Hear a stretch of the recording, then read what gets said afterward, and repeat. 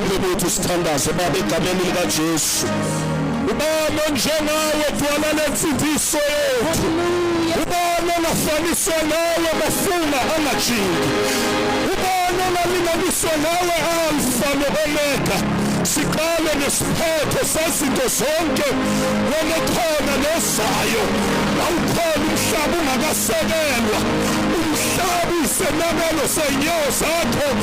Izulu lisihlalo sakho sobukhosi. Uphakama kakhulu dwala laphakade. Uphakama kakhulu Nkosi yenkazimulo. Ubani omalinganiswa nawe uyemthule ihlotsheni. Inkosi yenkazimulo usimakade wamabandla uyidwala laphakade uyidwala leminyaka shalalala linemusa ilalalala boshaya lelelelelesha othakasifaya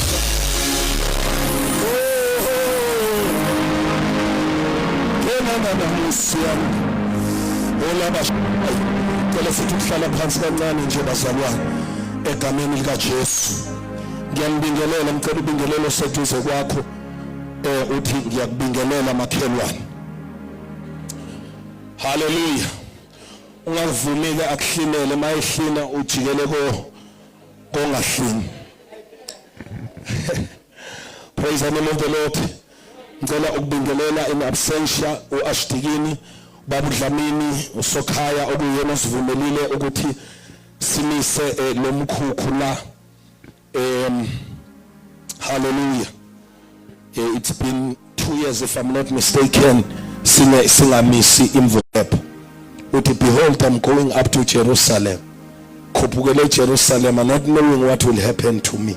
Only that the Holy Spirit has testified in every seat that imprisonment and hardships await me. Abba said in New King James it, however, none of these things move me. Nor do I count my life dear to myself, if only I may finish my course with joy. NIV it, however, I consider my life worth nothing, if only I may my aim is to finish the race and to complete the task. Albonge Kamalenkos. There is a race that one must run, and there are victories to be won. Kubiza ukuphila kwethu ngelinye ilanga. Khumbula imvuselelo mpostoli nalesake saba nayo la inqothu. Cishe it's one of the biggest revivals esike saba nazo ever since the resurrection power was founded. Saqala kuleli sonto lawa lasangena phakathi abantu ngangiqala ukubona abantu basenqothu bema ngamafastela outside.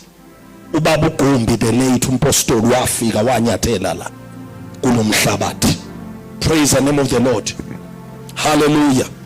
Khumbula ukuthi kwathi kushaya uday 3 kwacaca ukuthi indawo ayisekho. Izingane zabekwe altar. Kwathiwa ayakulanda itende ngalanda itende sasilisebenzise ntshukumeni emnambithi ngafonela ubaba umthabela ngathi anginayo imali uzoyithola emva kwemvuselelo. Lama lagcwala imoto zayibhaka la ngaphandle. I've never seen abantu base amabandla senqothu ephuma ngale ndlela. Kwaphuma ngisho amabandla okuthiwa wahambeli umuntu. Kodwa phuma iphumela liyamvuselelo. So siyambonga uNkulunkulu ukuthi i-resurrection power ikhona i-contribution eyenzile endaweni yasenqothu. Khumbula i-crossover yethu yokuqala kwagcwala kuleli sonto kwavalwa ama-passage. uNkulunkulu usehambe nathi kwaze kwabala. Ngicela ukubingelela abefundisi bonke abakhona. Canon ngiyakubingelela baba Mangethe, ngiyacela uphakama abazalwane bakushayela izandla umuntu omdala. Ngiyazi ukuthi mawusukuma ususukuma uapply. Praise the Lord. Hallelujah. Lo baba abazalwane ngathi ngenza ustandard 9 ngangifunda la eMgasi. Ngenza ustandard 9 principal yena leqhudini. Ngahlala nomama omzalayo ugogo Macele wangivulela umuzi wakhe. Engangazi nangazi nje ngibone einkonzweni wathi ngahlala lapha kwavula amehlo wayinomuzi la kwavula amehlo. Alibonge igama ngicela siphinde simshayile izandla Mangethe. Hallelujah. Ngibona nogogo uJane namhlanje awuphakama isalika sami. Hallelujah. Lo gogo lona ngake ngayobambela kwakhe u21 days prayer and fasting kwadliwa lutho kungaphuzwa lutho kuhleli ukuthandaza eGoli eMidlands eSoweto. Praise the name of the Lord. Siyabonga kakhulu gogo. Alibonga igama lenkosi. Ngibingelela zonke inceku kaNkulunkulu ezikhona mathe ngiyambona khona noNjoko namhlanje phakama Njoko uNjoko imphamisa ngoba umfundisi phakama Njoko insizwa seGoli libingi supporter lapha eGoli mangine inkonzo ibuyizo ngidlalela ikeyboard alibonga igama lenkosi. Siyabonga mina enhle ngiyakubona wandile siyanibona Manjangase Gugu Mathe bonke labo mamsotobe ngicela uphakame bakushayela izandla abazalwane egameni lika Jesu. Praise the name of the Lord. This is my son bazalwane umfundisi all the way from Harrismith. Akezu unyaka uzohlukanisela enquthu. Hallelujah igama lenkosi. Praise the name of the Lord. Siyabonga kakhulu.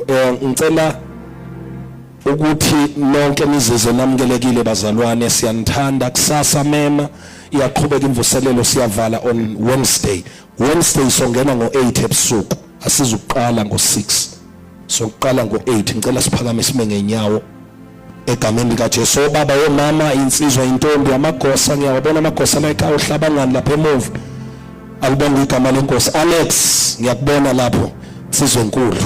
Hallelujah. Ne ashalam lapho cela ama ashas aze avail bazalwane egameni lika Jesu.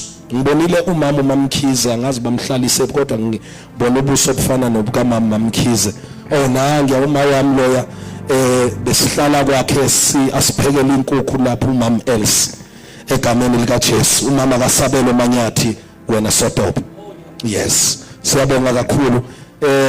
Inceku ihleli lekhaya izemvuselelweni. Ubuyele emuva mayi babu. Siyabonga kakhulu bazalwane. Umuntu owaqala outside the Anglican Church, umuntu owaqala uku recognize igift uNkulunkulu ayibeke kimi yilona engizomethula namhlanje.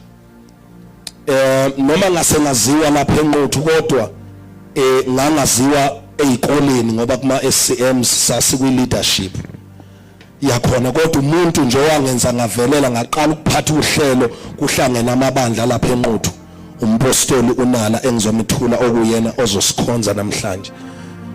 Ngiyohlala ngisho ke le ukuthi nezibhantshi lokuqala engaligqokela li Chinese Call ayifika ama Chinese Call lilihle wanginikeza lona lali likhudlwanyana lona kunami kodwa ke nokho ngaligqoka ngaze nganikela ngalo kumfundisi uMemela.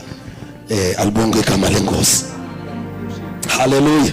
Njengamanje sengiyanegotiate ngimtshela ukuthi bhuti khona isudu engiyibonile uyigqokile ngiyayifuna.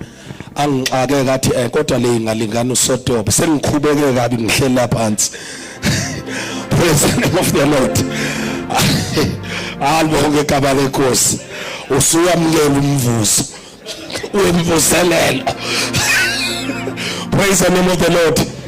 Wayangqokise amasuthi asihlala naye khona umuzi kababa umlotshwa iphoyisa umfundisi. Angqokise ngenayo isuthi. Okisisuthi yakwa imkhulu mina bengimncane ngomzimba ningaboni sengaba challenged nje ngalendlela. Ngiphelile la okhalweni. Praise the Lord. Ngicela ningabaza abaningi. Ngemuhle ngathi ngikhalathi ngimhle njengoba ngibona indodakazi yami nje owenkosi ngangine complexion ka owenkosi. Ukusha lokhu ngibe brown ubude bendlela. Lonke imgqokisa amasuda inkinga kuhamabhlukwe. Of course sengiyacabanga manje namabhantshi ayimakhulu nethi ukuthi nje phela ngenxa ubuhle sasinganaki. Ingqondo sibhukwe lawo likhulu bese silifasa ngesikhalo ngala silifase ngesikhalo ngala. Abesethi wena ngoba uyajuluka ungakhohlwa ke bese ukhulula ibhantshi. Praise the name of the Lord. Uhambo bazalwane lweministry. Praise the name of the Lord. Ngimshumayeli wokuqala mayizoplanta iministry life changing ministry la imuntu ngashumayela ngaba umshumayeli wokuqala wale lapha ngaseposini misitende lalilifushanyana lingaka kodwa uNkulunkulu wazala imphefumulo kuleyo tende. Let's welcome indoda eshintsha impilo. uNkulunkulu uyamsebenzisa umpostoli nala abazalwane. Alibonge igama lenkosi. Hallelujah. uNkulunkulu umsebenzisa ngendlela emangalisayo and ngendlela i-personality yakhe yenza abantu abaningi bangam-understand. You will only understand this man mawusondele eduze kwayo and realize ukuthi he's a man of grace, he's a man of God. Umuntu ngazi uyitshela ukuthi unalo nolaka, unalo njani, unala umuntu nje othi nakumina othi bhuti ihamba iqonde kanje lapha kwabi athi ukuthi ngoba phela sengikhulile nami sengiyakwazi ukumqinisela amehlo ukuthi hayi bhuti omdala akuzokwenzeka nokho kanjalo. Praise the name of the Lord. Let's welcome him bazalwane. He's a gift in the body of Christ. He's a gift enkulu. Hallelujah. Hallelujah. Asengimsinde muhle samukele umpostoli egameni likaJesu. Umpostoli ngikhathele isicelo sami ngisicele ngihleli phansi ungasikhohle. Usheshe ungikhulule. Sobenduze emngaka.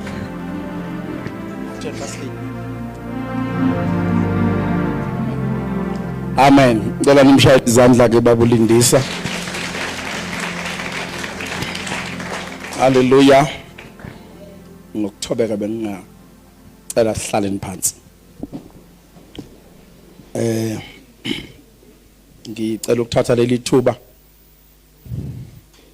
Ngibingelele ubaba ulindisa oyena uNkulunkulu sibize ngaye lapha sodobe. Amen. Ukuthi sikwazi ukuthi sizosebenza noma sizokhonza indlu kaNkulunkulu. Amen. Cela ukubingelela umndeni wakhe noma ungekho phakathi kwethu. Ngiyawubingelela umndeni wakho. Amen. Ngicela ukubingelela isifundisi sonke sikhona nobuholi nje bonke ngokwahlukahlukana kwabo obukhona ntambama egameni lihle lenkosi yethu Jesu Kristu. Isweet lele ngilikhipha abazalwane. Ipho babuzwane sengilibeka la. Ngoba sefandi ngikhuluma. Ningathi mayiseshumayela kuba khona into ayikhiphayo. Yaba. Hey, iyagula generation yethu bazalwane. Uyezwa? Iyagula generation yethu. Amen bazalwane. Iyagula. Amen. So fanele uhamba uphathe umjovo ehlukahlukene gogo uMancoko. Amen. Yokuthi bangakhubeka abazalwane. Amen. Ngicela ukubingelela ibandla lonke ngokwegaba zalo egameni lihle lenkosi yethu Jesu Kristu. Amen. Ngibingelele ke noSotobo ngokukhethekile ishayini lika babulindisa. Amen. Again bashaleni izandla abazalwane for their very strong relationship. We see it and we salute it. Amen. Kuyasi thobisa kakhulu. I hope I'm ready. 1, 2. Hallelujah. Thank you.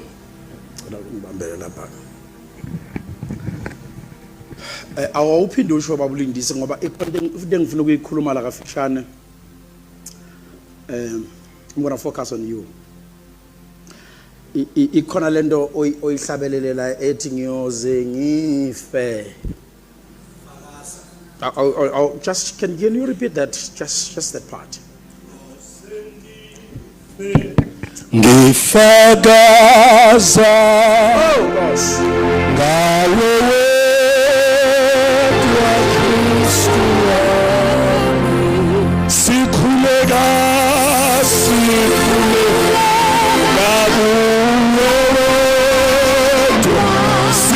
Kristu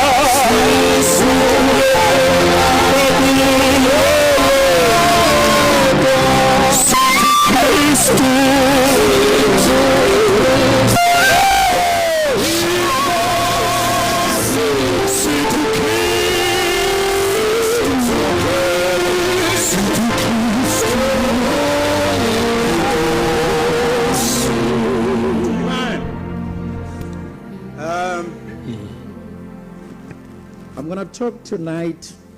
I'm not going to preach. Preachers have preached and they are still going to preach. Ngiyocela nje ibandla likaNkulunkulu lingivumele ukuthi ngikhulume. Amen. Ngingumfundisi okhathazekile. I'm the most worried leader. Somebody made a statement recently wathi yonke i-revolution or yonke into eyibona yenzeka, somebody prophesied about it. It doesn't just happen. Or somebody saw it far when everybody was relaxed. And ngesikhathi eyisho lo noyisho, nobody could perceive it. So is the very same reason that I'm a worried leader. I'm a concerned leader. Have you ever asked yourself, Mbule? Maybe let me start from here. Uma ngifika mina ekushumayeleni, awukho umnikelo sasinikezwa wona. Thina sasishumayela nje sigcwele ukushisekela. Singanandaba ukuthi sizolala laphi. Sesifika nje nezikhwama zethu. Ngoba kunemvuselelo. The most preferable place sasolala kuyona sasoyilalela khona etendeni thina. Now in our days I've learned umuntu ukhokhela ukuthi bezohlabelelisa. Umuntu ukhokhela ukuthi bezophatha uhlelo. Umuntu ufakelwa imali ukuthi uzogibela ngani mayeza. Thina kwakuvele kushumu masike sezwe nje. Uthi kuzoba nemvuselelo. Kwakuvele nje kushuma uthuli siyobona phambili. Noma ikhona into eyihleliwe, noma injani, noma yikho. Futhi akekho umuntu esasizomkhalela. Sithi ningibizeleleni into engekho. Nidlalelani ngami. Akekho nje umuntu esasizonjani, sasizombalisela sithi usiphatheleni kabi. I normally say, siyayithanda izinto ezinhle. Siyabathanda nabantu abaphumelele. Awulazi kodwa ihlane ngelihambile. Noma ungangihalela sometimes. Do you think kule generation ehambisa imali phambili, ehambisa iglamour phambili, ehambisa imfashion phambili, ehambisa udumo phambili, ehambisa ukubukwa phambili, ehambisa ukuthandwa phambili, ehambisa comfortability phambili? Do you think God is still going to have people about sacrifice?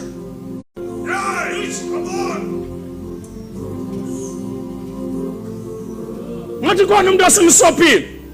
So my concern Sodom, do you think uNkulunkulu emva kwethu, do you think basabazoba khona abantu abazoshisekela into kaNkulunkulu bengalindele lutho abazoyinikezwa? Uma ke kunjalo sesithi ivangeli alishunyelwe ngemali. Here is the question. Sili investele yini ivangeli? Khona into esiyinvestele ku uyangizwa Sodom.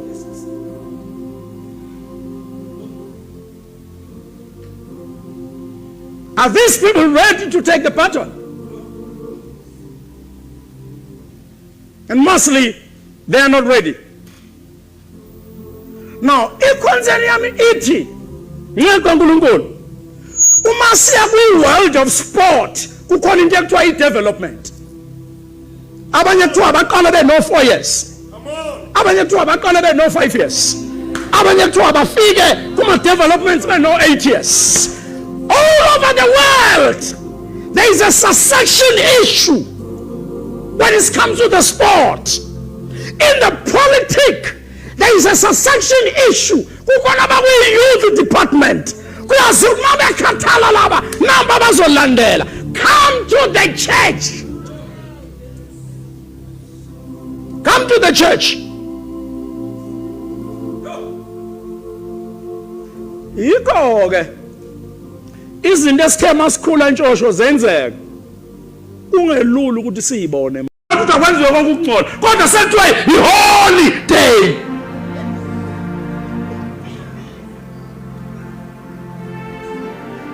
Yingoba sicele ini i-excite sicele ini bazalwane uzubona ukuthi sisebenza ngaphandle kwamadimoni. Bosol. Yes, ba. When Belteshazzar was excited, Yes. in the book of Daniel chapter 5, Yebo. when Belteshazzar was excited, the Bible says when he was high in spirit, Esajabule kakhulu. wathi lethan bring He said lethani the vessels izitsha from the house of God, from Jerusalem, eyivela eJerusalem that I may drink from those vessels. ukuze lezo zitsha It was during that time, kwakuyileso the sikhathi Bible says, it was seen on the wall, kwabonakala the finger of God umuntu kaJehova writing on the wall. wabhala odongweni. My God, lalela mbusto, Listen, apostle, lo munwe ubhala during the time, his finger wrote ngesikhathi in those days, lezo nsuku nabebambidili, when they were hosting the feast. there will be a time Kwaba nesikhathi where khona the guests of honor lakhona ihambeli would write congratulatory messages. bale imlezo eyilokotezini But when it was that time, ngaleso a sikhathi finger was seen umuntu wabona writing wabhala mene tekel ufasin mene tekel ufasin wangatsho uNkulunkulu uthi It's like God is saying, ujabuleka you have been totally happy, ujabuleka wajabulela sitsheni God excited you with the vessel wajabulela sitsheni zendlu kaThixo. of the Lord. Mene your days are numbered. Insuku zakho Rabashata zifanele. bayatalabasika. Hallelujah. Alambanzi ke sengizoqeda.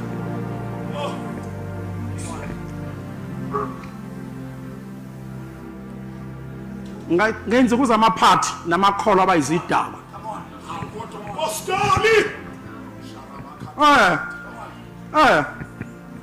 If you haven't experienced it, you will. Yikho into dangerous njenge-jovial mood. Ihugibele esitha sokucupha amakholwa. When they have failed with all the techniques of wanting to arrest John, ukuthi abulawe, akadabulanga mhlazane kunephathi. The day kunephathi, because indodakazi yakhe yadansa, everybody was excited. The mood was high. And the father said to her, ndodakazi yami, cela noma yini. Then the daughter, because every daughter, every wise daughter will submit to the mother. Then she went to the mother. Ubaba lapha semdanse. Uthi angicele noma yini. Wathi umama lalela ke sasha mntana. Cela ikhanda lenceke kaNkulunkulu.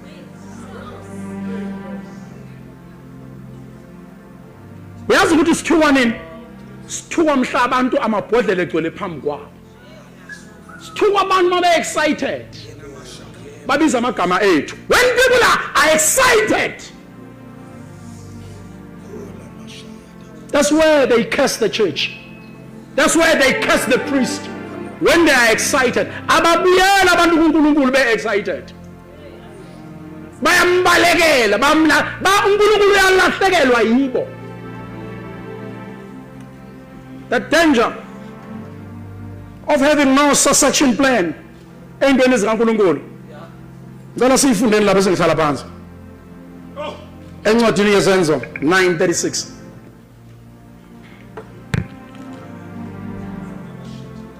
I'm happy siyashumayela, let's preach the gospel. Let people do all that they're doing emasontweni. Sambe siye imvuselelweni siyokwenza konke. But I still have a concern. There is no succession plan. There is no investment. Ukuthi masikhathala kuzokwenzakalana. Uma umbule abanalamandla besacrifice nemndeni yabo.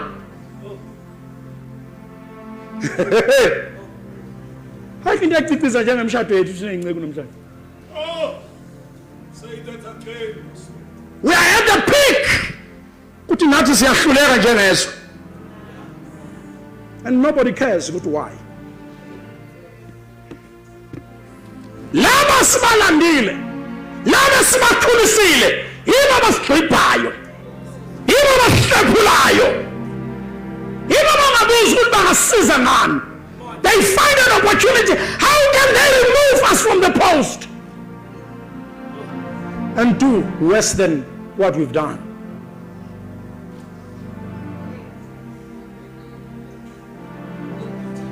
Ibandla lanamhlanje alinalo ikusasa like ibandla la izolo belinalo ikusasa namhlanje. Niyazi bazalwane, yabona lo Christmas esu celebrator. Hey, somebody planned for war. Lo Christmas esu celebrator, somebody wenza njani? Wawuhlelela nokuthi uzokwenza imali kanjani. Namhlanje amasonto avisitwa abantu ekuthiwa ama gospel artist afikela ukuzofuna ithuba lokucula.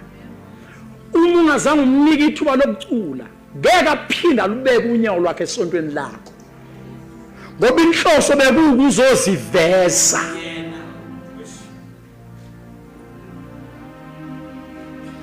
Abanye abahedeni he,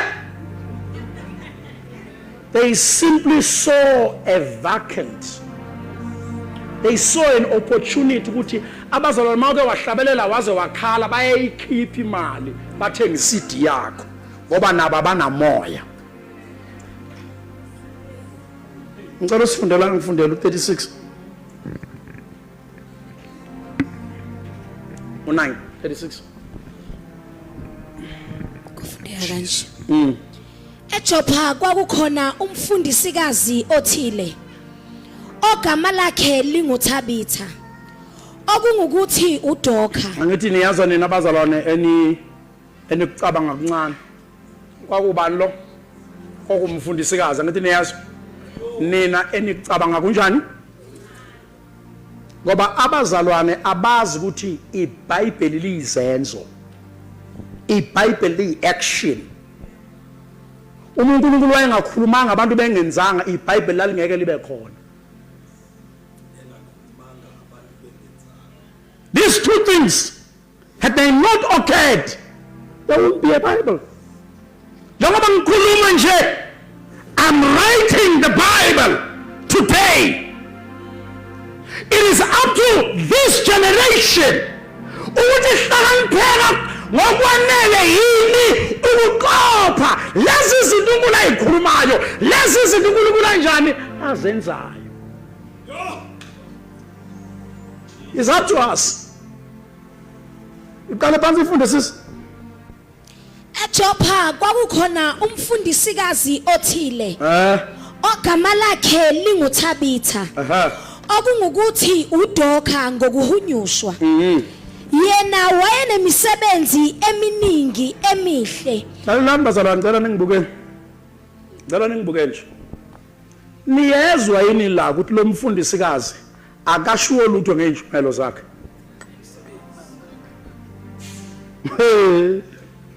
Abanye bethu siphuphe nje sithi siyakholwa siyiphuphele nje Nkosi yami ngoba sibanga ukukhuphuka la. Ngoba uyazi amandla okuhlala la uhlezi khona kodwa uhlale ukwenza into uNkulunkulu akupheke ukuthi yenze. Yabantu abangishumayela nje kukhona umuntu ongithandazelayo othi bane izingceku zakho Nkosi, akangazi ngishiya igama lami, akazi ungimi kanjani, kodwa uhleli kweyakhe ini inkonzo. lithi iBhayibheli lo wesifazana athi igama lakho uAnna, is it Anna? Lithi iBhayibheli emva kokushona komyeni wakhe wahamba wayohlala ethempelini insuku zakhe zonke zokuphila wayehlalele lithi iBhayibheli wayekhuleka. Sinabantu abahlalela indaba nje, abahlalela ingevu nje, emzimbeni yabo kugcwele yonke inhlobo yesifo ongayicabanga, wawungcolo ongacabanga kugcwele kubo. Abethu abazali bahambile emhlabeni, mhlawumbe they discovered their purpose, isitha salwa nabo bafa. Isikhathi singakafiki wena isitha sikugcinele nje ukuthi udestroye. Yonke into esiyenzayo uhamba emva kwayo ufaka imbewu empi. Lo wesifazana ongumfundisikazi wayedume ngani? Ngemisebenzi emihle. Yebo, nokwabela abampofu izipho. abela abampofu yini bazalwane? Yebo, Kwathi ngalezo zinsuku wagula wafa. Sebemgezile bambeka ekamelweni eliphezulu. njengoba nani nenza nigeza idumbu. Yes, Kepha ilida laliseduze neJopha. kodwa yini ayiseduze neJopha? Ilida. Yes, Ngakho-ke abafundi sebezile ukuthi uPetru ukhona lapho. Bathuma kuye amadoda amabili emncenga ethi, yebo, ungalibali ukuza kithi. Wayesesuka uPetro wahamba nabo. Esefikile bamisa ekamelweni eliphezulu. Abafelokazi bonke beza kuye bekhala. Bembonisa izembatho nezingubo abenzenzile uDoka esenabo. Kepha uPetru wabakhipha bonke, waguqa ngamadolo, wakhuleka. namhlanje kwamanye amasonto kukhona nomama kuthiwa woDokazi abahlephula nje usuku nosuku bona woDokazi abadla lokho sekukhona. Lo wayeqala izinto lo i-name tag labo banamhlanje. Yeah, Kepha uPetro wabakhipha bonke, waguqa ngamadolo. manje ngane yami singahlala phansi, into engiyakuyona sekufikile kuyona. Layelani labazalwane, why labazalwane bafuna ukuthi uPetro akavuse uDoka? It's simple. There was a succession issue.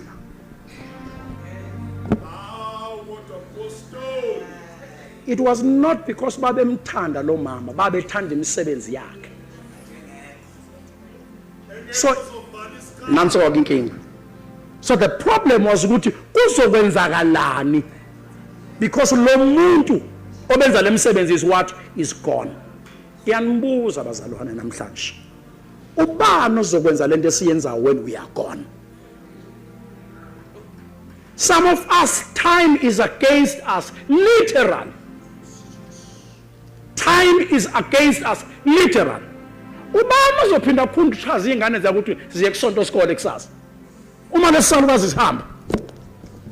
Ukhona imizi evalwe ethaqa namhlanje because belake khula lo muntu eyenza lento, but there was no the matter of succession was never attended to.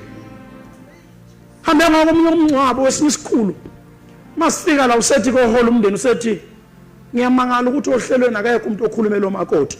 Kusho ukuthi lo gogo ohambile akayekho umuntu otshela labo makoti what they need to do from now on.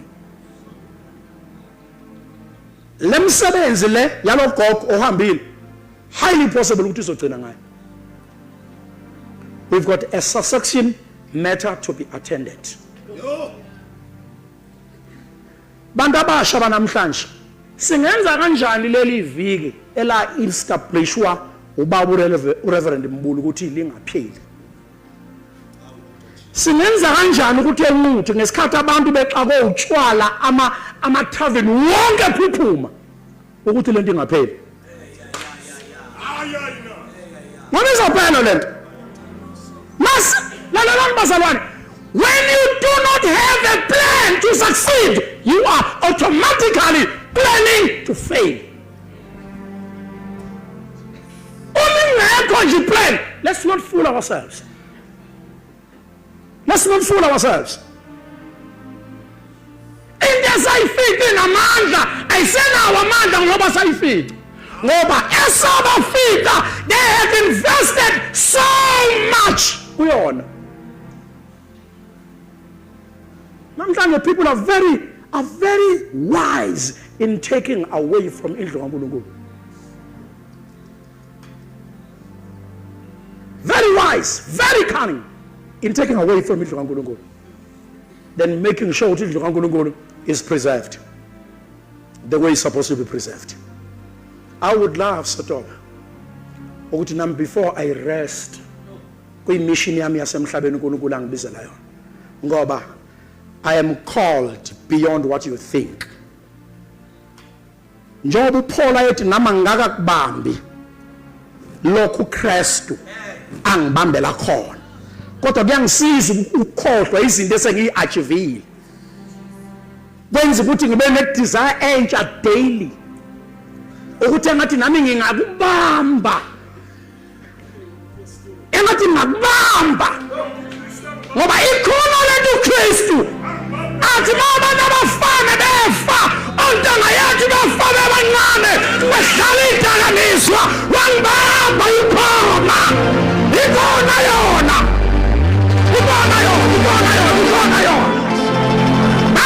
sazalwa nabo sebafa babantu abamhlophe sakhula nabo kodwa mina ngisakhona ngisaphila. I seek that which Christ had before.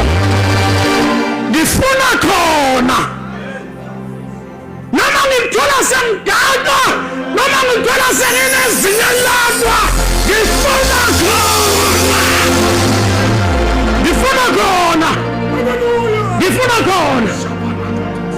ingakho fanele ngimiyelele umbulu ashumele ngokomusa uNkulunkulu amnikeze wona. Ngimiyekele ubaba uSotobe ashumele ngokomusa amnikeze wona nami ngingene ngishumele ngokomusa ngoba ngixakekile. Asalelani mina Nkosi abafana bebulawa ama-drugs. Ngasalelani mina Nkosi abafana bebulawa ingculaza. Ngasalelani abantu bephelele emifulweni. Ngasalelani mina. Isindeleni mina Nkosi. Why did I live to see 2026? Why?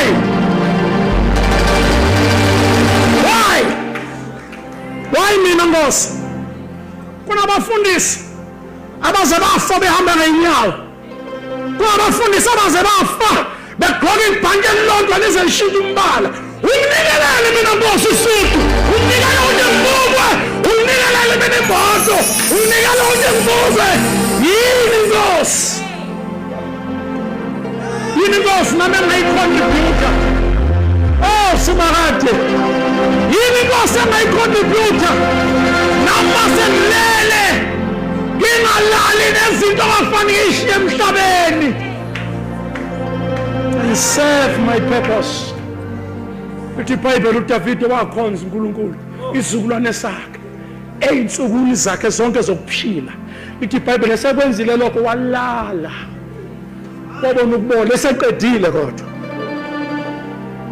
Fela simene ngenyanga zethu.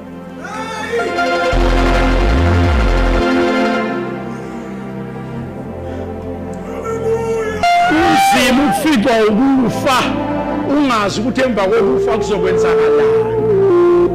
Leli banda lezenzo lafela umuntu obenamandla, umuntu obene-impact kwi-society. Wafa umuntu lingekho ready bandla. Oze lapho gogo, oze lapho gogo, mvuleni. Mletheni.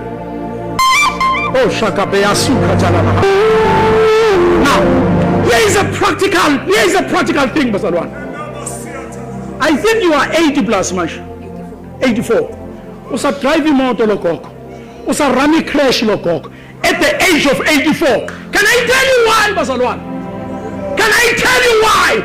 Akekho umuntu azomnika letho. Awukwazi ukusebenza this long when people are available. She wouldn't be working up to this age if women of today were available. kodwa uzufele khona othini when people are not available. This is one of the practical example. The wisdom ayolala naye emathuneni kusasa. She knows how to get funding. She knows how to run an institution at her age. Kodwa mayiphumula kusasa lokhokho. Mayiphumula kusasa. Abantu abebeya kwambatha bayobeka izingane zabo. Bawufika kwa elingilahlile. Ubhedile bafotha akasekho ugogo. Because we've got a succession issue. Ayikho nje ingane intombazane engahambi ilandele lokhokho ifunde kuyena. Ngoba esethi isizukulwane sikholela ukuthi usebenze kade ngamakwayikwayi uphakame ubukwe. People do not know how to serve the generation.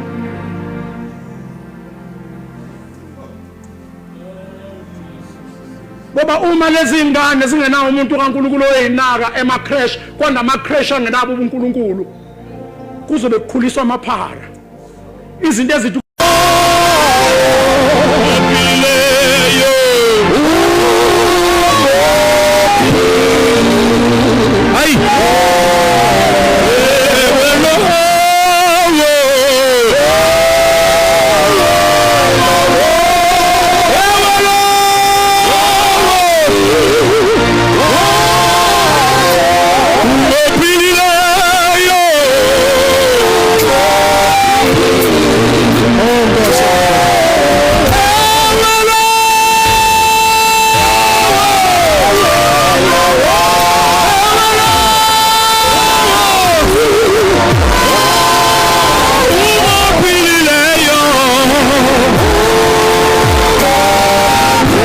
Nkosi nami ngiphi ukuhlakanipha lento ngiphe yona mangihamba kube khona umuntu engiyishiya kuyena.